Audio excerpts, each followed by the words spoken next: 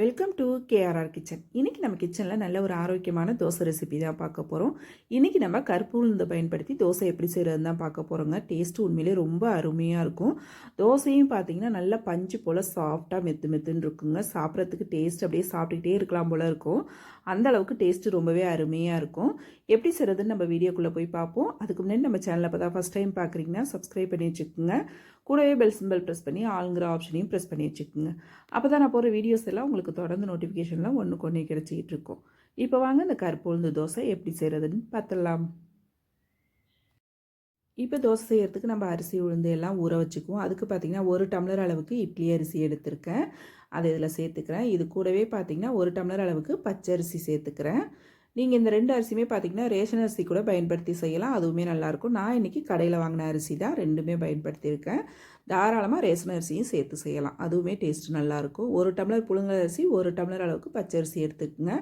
அதே டம்ளரால் 1/2 டம்ளர் அளவுக்கு கருப்பு உளுந்து எடுத்திருக்கேன். 1 டீஸ்பூன் அளவுக்கு வெந்தயம் சேர்த்துக்குங்க. இந்த தோசைக்கு வந்து வெந்தயம் கொஞ்சம் கூடவே சேர்த்துக்குங்க. டேஸ்ட்டு ரொம்பவே நல்லாயிருக்கும். இப்போ இது எல்லாத்தையும் நல்லா ஒரு 4-5 தடவை கழுவி எடுத்துகிட்டு வந்துடுவோம். கழுவிட்டு நல்ல தண்ணி ஊற்றி ஊற வச்சுக்குவோம்.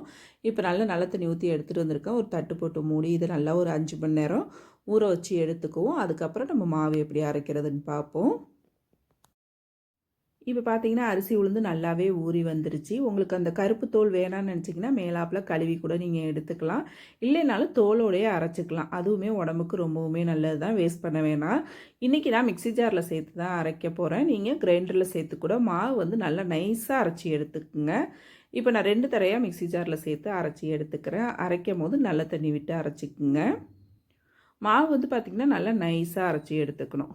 இப்போ மாவை அரைச்சிட்டு வந்துட்டால் ஒரு பாத்திரத்துக்கு மாற்றிக்கிறேன். இப்போ 2 தடவையாக அரைச்சி மாவு சேர்த்துட்டேன். மிக்ஸி ஜார் கழுவிட்டு கொஞ்சமாக தண்ணியும் சேர்த்துட்டேன். மாவுக்கு தேவையான அளவு உப்பு சேர்த்து மாவு நல்லா ஒத்தாப்பில் கரைச்சி எடுத்து வச்சுருவோம். கரைச்சி எடுத்ததுக்கப்புறம் பார்த்திங்கன்னா நல்லா ஒரு 8 மணி நேரம் புளிக்க வச்சு எடுத்துக்குவோம். மாவு வந்து நல்லா புளிச்சு வரணும். அப்போ தான் தோசை நல்லா டேஸ்ட்டாகவும் இருக்கும், நல்லா செவந்தும் வரும் நமக்கு. இப்போ மாவு நல்லா புளிக்கட்டும். நம்ம நார்மலாக செய்கிற தோசையை விட இந்த தோசை டேஸ்ட்டு ரொம்பவே அருமையாக இருக்குங்க. கண்டிப்பாக நான் சொன்ன அளவுகளோடு செஞ்சு பாருங்கள். தோசையும் நல்லா சாஃப்டாகவும் வரும், நமக்கு சாப்பிட்றதுக்கும் அருமையாக இருக்கும். இப்போ மாவு பாருங்கள், மறுநாள் காலையில் நல்லாவே புளிச்சு வந்துருச்சு. மாவு நல்லா ஒத்தாப்பில் ஒரு தடவை கலந்து விட்டுக்கிறேன். மாவு உங்களுக்கு திக்காக இருக்கிற மாதிரி இருந்துச்சுன்னா நீங்கள் கொஞ்சம் தண்ணி கூட சேர்த்து கலந்துக்கலாம். நம்ம இதில் வந்து பார்த்திங்கன்னா அவல் ஜவ்வரிசி எதுவுமே சேர்க்கல. ஆனால் தோசை பாருங்கள் நல்லா பஞ்சு போல் சாஃப்டாக வரும். இப்போ தோசைகள் காய போட்டிருக்கேன். கொஞ்சமாக எண்ணெய் ஊற்றி தடவி விட்டுக்கிறேன். இப்போ இது வந்து பார்த்திங்கன்னா கொஞ்சம் நீங்கள் மெத்துன்னு ஊத்தாப்பம் மாதிரி ஊற்றி எடுத்துக்கிட்டிங்கன்னா சாப்பிட்றதுக்கு ரொம்ப அருமையாக இருக்குங்க, பஞ்சு போல். இதே தோசை மாவில் நீங்கள் மெல்லிசாவும் ரோஸ்ட்டு போலையும் ஊற்றிக்கலாம். அதுவுமே வந்து நல்லா அருமையாக வரும். உங்களுக்கு எப்படி விருப்பமோ அதே போல் ஊற்றிக்கிங்க. இப்போ ஒரு கரண்டி அளவுக்கு எண்ணெய் ஊற்றிக்கிறேன். தோசை நல்லா ஒரு பக்கம் வெந்ததுக்கப்புறம் மறுபக்கம் திருப்பி போட்டு ஒரு 2 நிமிஷத்துக்கு வேக வச்சு எடுத்துக்குவோம். தோசை பாருங்கள் எந்த அளவுக்கு சூப்பராக அருமையாக ரெடியாகி வந்திருக்கு பாருங்கள். அதே போல் நல்லா ஒத்தாப்பில் செவந்து வந்திருக்கு பாருங்கள். அது பார்க்கும் போதே தெரியும் தோசையோட டேஸ்ட்டு அருமையாக இருக்கும். இது போல் நல்லா செவந்து வந்தாலே. இப்போ தோசையை ஒரு பிளேட்டுக்கு மாற்றிக்கிறேன். அவ்வளோதான், நம்மளோட கருப்பு உளுந்து தோசை ரொம்ப சூப்பராக அருமையாக ரெடி ஆகிடுச்சிங்க.